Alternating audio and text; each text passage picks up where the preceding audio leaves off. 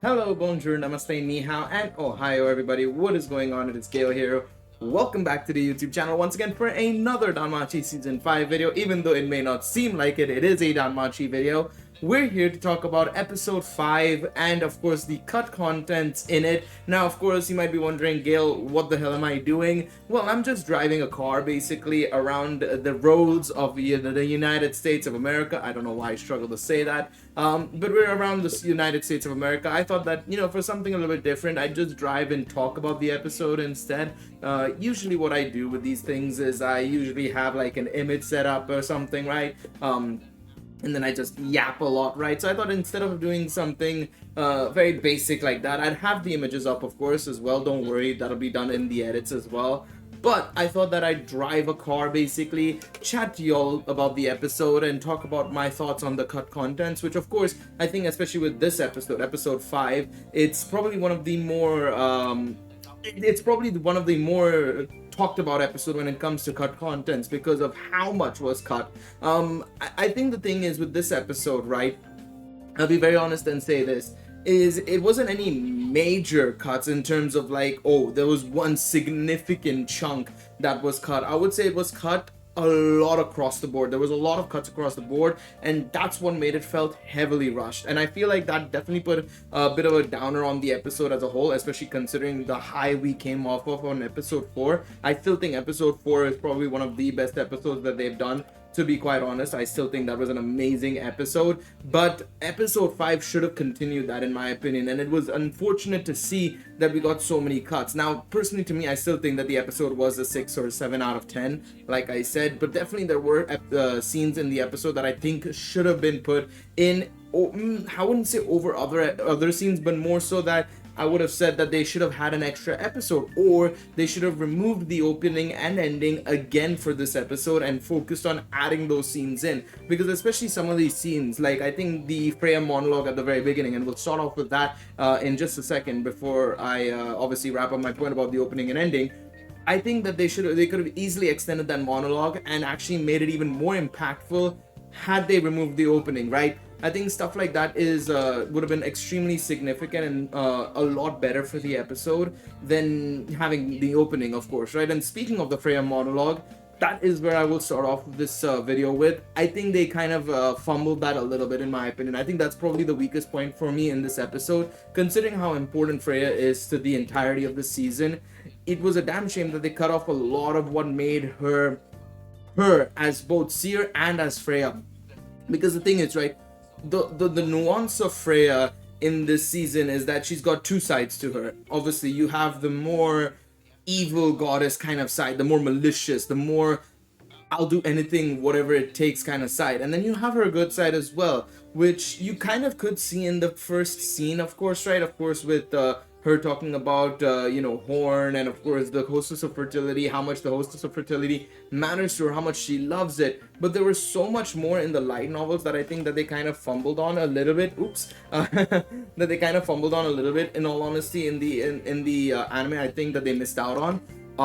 And I think that could have been extended. And again, that's where I would have said, you remove the opening a minute and a half, about a minute, one or the two. I can't remember how long the opening is. Somebody would have to actually time how long the opening is in the anime. I actually haven't timed it, but I think it's about a minute and a half. You could easily give another 45 seconds or so, and that could have been in the monologue easily, 100%.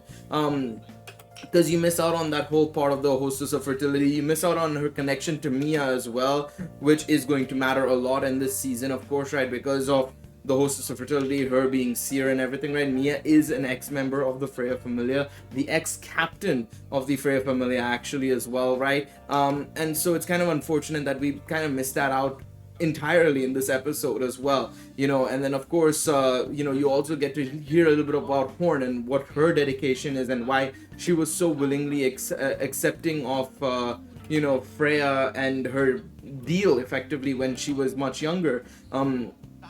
That could have been also super nice to have in the season, but it's unfortunate that we kind of missed out on it, sadly, in this in the anime, and unfortunately it's kind of a shame on that front, of course, right?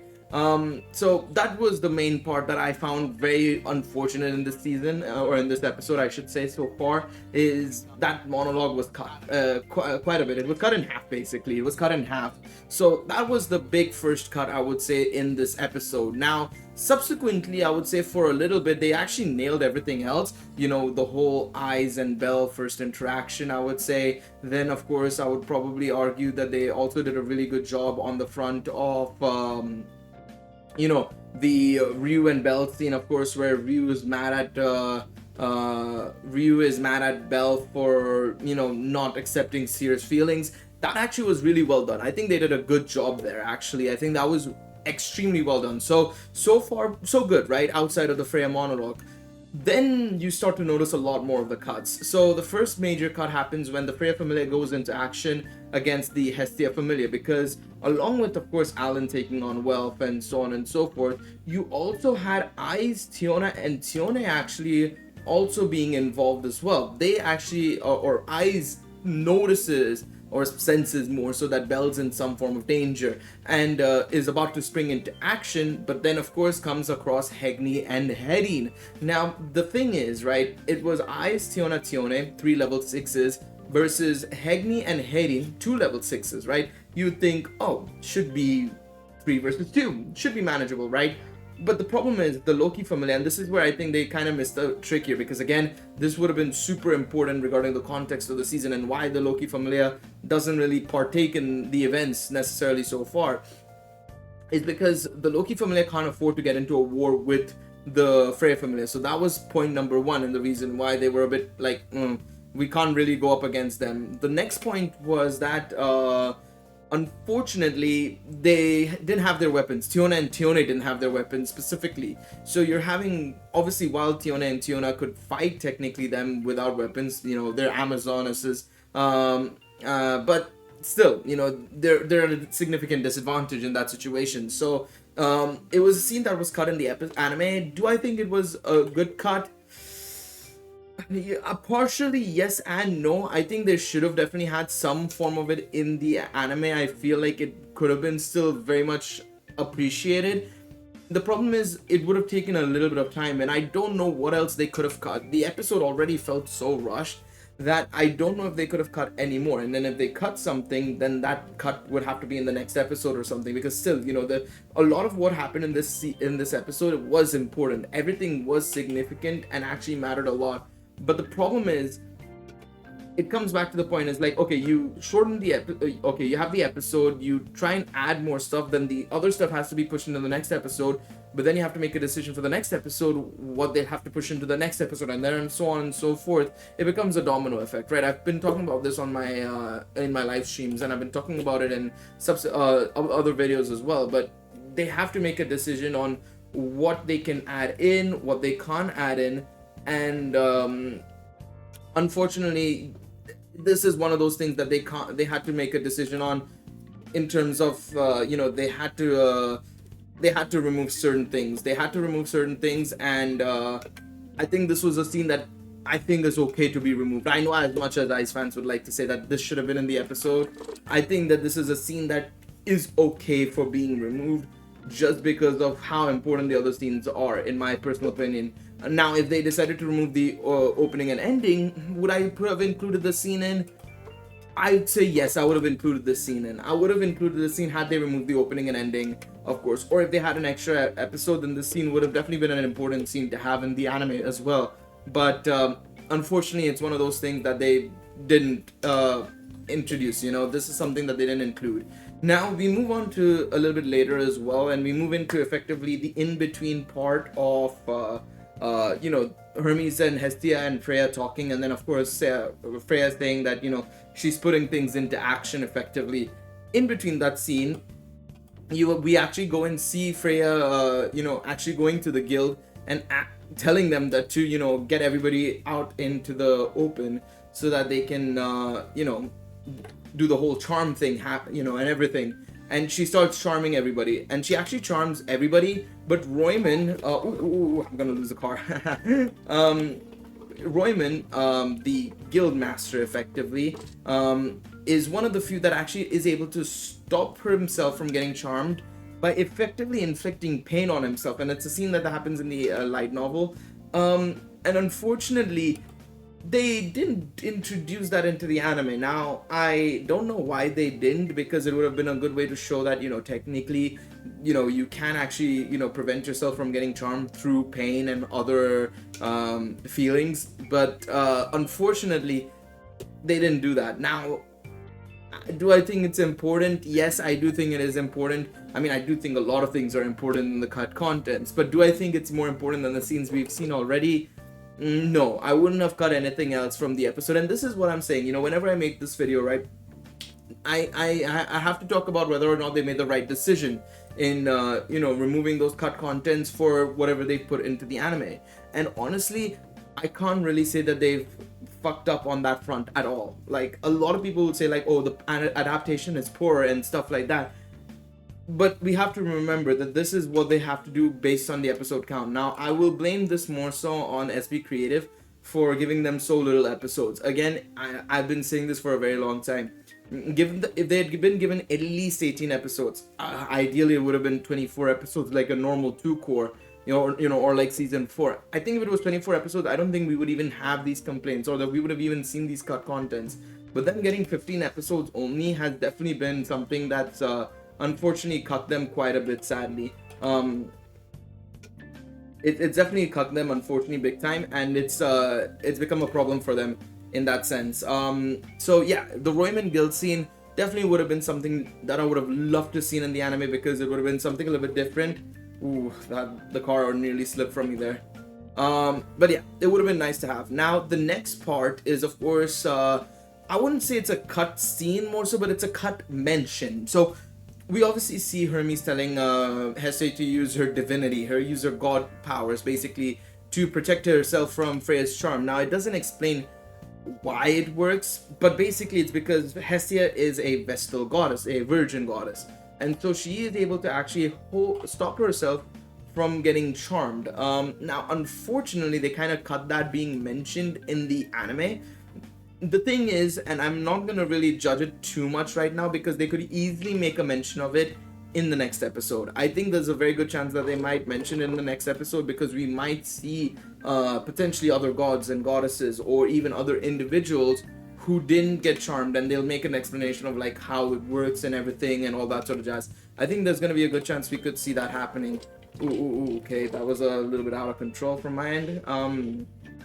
But yeah, I think it would be nice to see that being mentioned, of course. I'm not gonna rag on it too much right now until we see it in the next episode, if we see it in the next episode. And I do think we're gonna see it in the next episode, is my guess. So we'll see how that goes. Now, we'll see how that goes. Outside of that, after that, to be quite honest, it's a lot about what happens when Belle is running through the streets of Orario.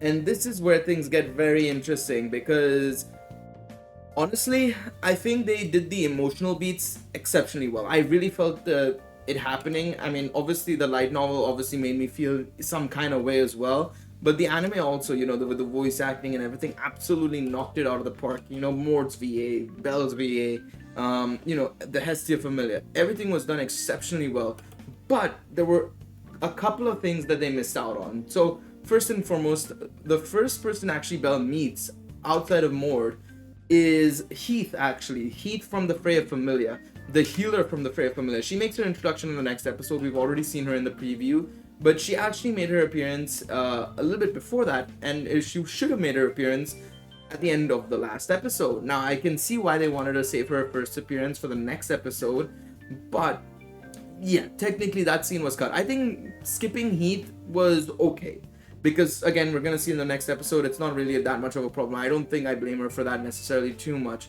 However, the other scenes that were cut were, I think, more important scenes. Again, this is where I would have said skipping the ending for this would have been a bit better, because you had the Miyak Familia and Taki Mikazuchi Familia also making their appearance in front of Belle, and they're very important to Belle as well. they're basically like sibling familiars at this point, right? That the trio familia, effectively, you could say, right? Of Hestia, Miyake, and Takemikazuchi. They've been through a lot together.